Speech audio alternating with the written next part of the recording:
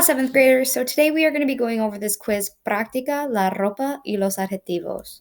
So in the directions, this is really important that we read these. It says write a sentence. So you're writing a full sentence, not just one word, but a full sentence that describes the clothing and the adjective that each person wears using the indefinite article and the verb llevar. Remember, what you see must agree. So look at the example. It shows yo, it shows a chamarra, and then it shows it says that it needs to be red.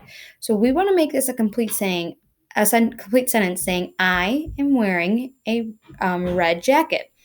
But remember, the adjective in Spanish comes after the noun. So if you actually look at it, it's yo llevo una chamarra roja.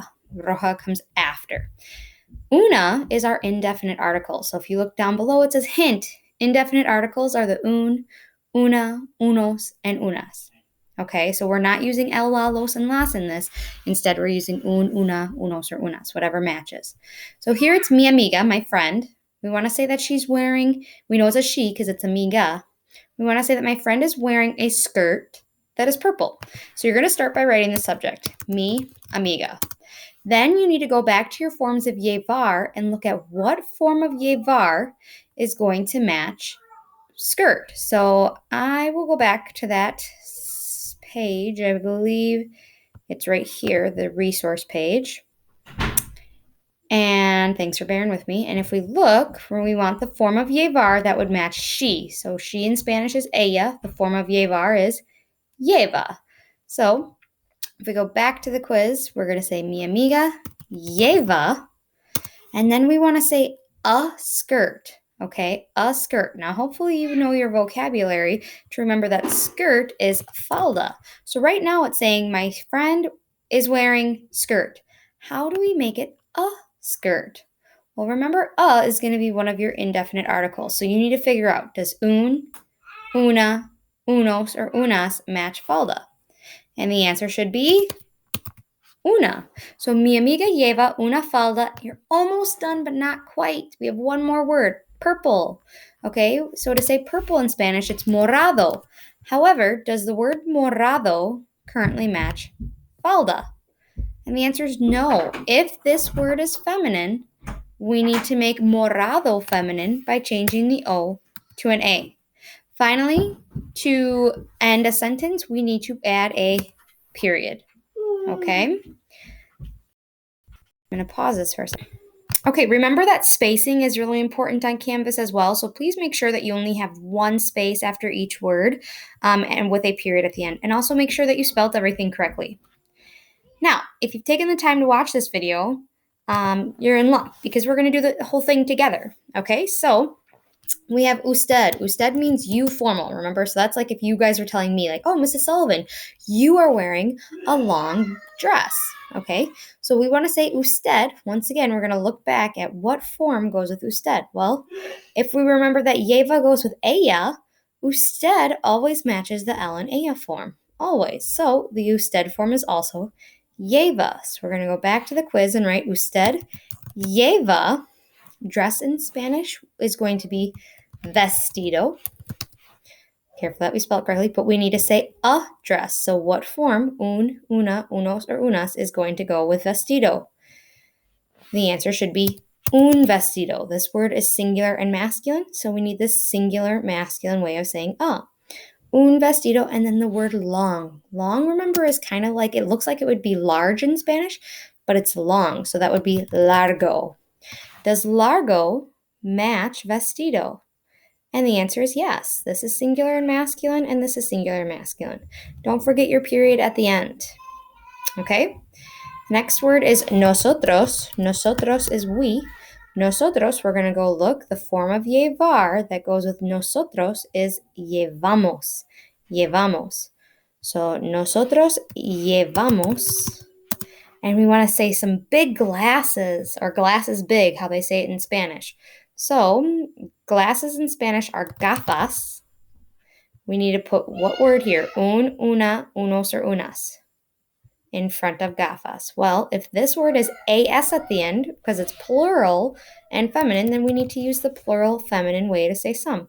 Unas gafas, and then big is not largo, that's long, But instead, how do we say like grand or big?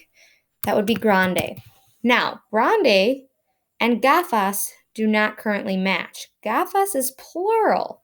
Now, we don't need to worry about making grande become feminine because it's actually both right now. It could be masculine or feminine. So we don't need to worry about changing the E to an A. You cannot do that.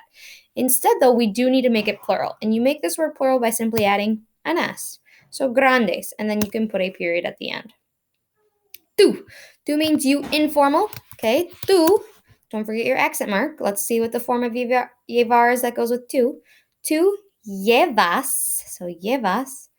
Tú llevas. This is a hat, but it's a winter hat.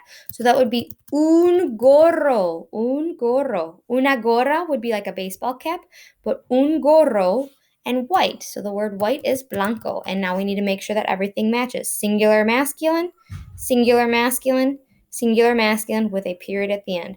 Tú llevas un gorro blanco. Good. That's you are wearing a white hat or a hat white. Mi madre, my mom is wearing an old scarf. So mi madre is my mom, right? Mi madre. Mi madre we would replace with she. So once again, remembering what is the she form of llevar? That would be lleva. Mi madre lleva. We want a scarf. And if you guys watch that Billy la Bufanda is Billy the scarf, right? But we don't want to say la bufanda. We have to change the la. Instead of saying the scarf, we need to say a. So instead of la, it would become una bufanda, and the word for old in Spanish is going to be viejo. But now, viejo, we need to change it to match bufanda. So if bufanda ends in an A, we have to change our O to an A and add a period. Mi madre lleva una bufanda vieja. Last one.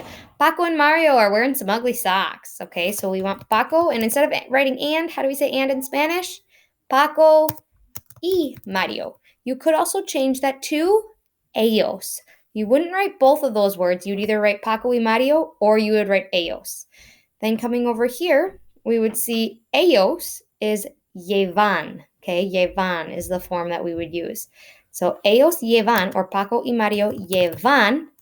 And the word for socks is calcetines. Please make sure you spell this correctly. A lot of times people want to put an N before the T. There's no N there. It's not calcetines, it's calcetines. We need to add the word some before calcetines. So is it going to be un, una, unos, or unas?